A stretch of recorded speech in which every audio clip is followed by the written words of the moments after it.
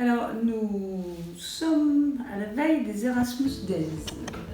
Je crois que c'est la 3e édition, donc je vais vous dire pourquoi, de là où je suis. Je m'appelle Isabelle Desbourbous.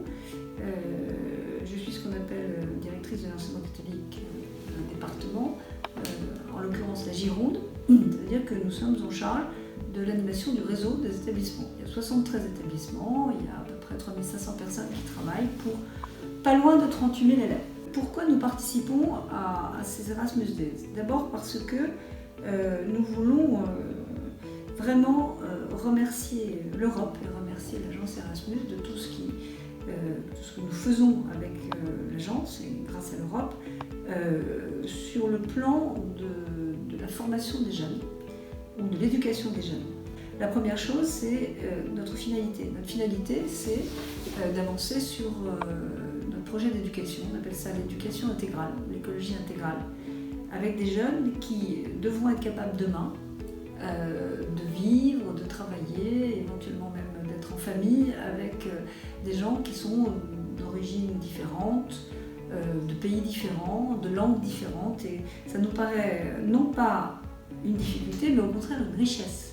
Et pour en faire une richesse, il faut aider ces jeunes, donc aider les adultes à vivre en diversité dès aujourd'hui dans leur formation et dans le temps qu'ils passent à l'école. Comment est-ce qu'on a envisagé de faire ça? On a envisagé de faire ça en développant, en aidant les établissements à développer des axes ouverture internationale dans leur projet d'établissement et de voir ce que ça pouvait donner comme type d'action, avec une logique globale d'axes de stratégie internationale ou d'ouverture internationale, qui peut comprendre à la fois une réflexion sur la rencontre, une réflexion sur la mobilité, une réflexion sur le partage. Voilà.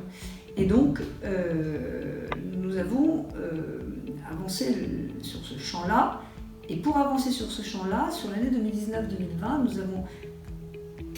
nous sommes en train de créer un pôle international sur la direction de l'enseignement catholique, avec des acteurs très, très compétents et très engagés, qui sont d'ailleurs évaluateurs auprès de l'agence, donc ils ont vraiment cette expertise, et qui vont nous permettre, dans un premier temps, de favoriser le développement de projets européens, notamment de projets de mobilité d'élèves, mobilité d'enseignants, mobilité de cadres, éventuellement même des projets de coopération un peu plus larges, pour compléter ce que nous avons fait depuis 2017, puisqu'en 2017, nous avons eu la chance et l'honneur de voir accepter un projet qui s'appelle ANGE, Ancrage du numérique pour la gouvernance des établissements scolaires, qui a été pour l'année 2017 le plus gros projet de partenariat stratégique européen financé par l'agence Erasmus française. Grâce à ce projet, nous avons mis beaucoup d'acteurs de notre réseau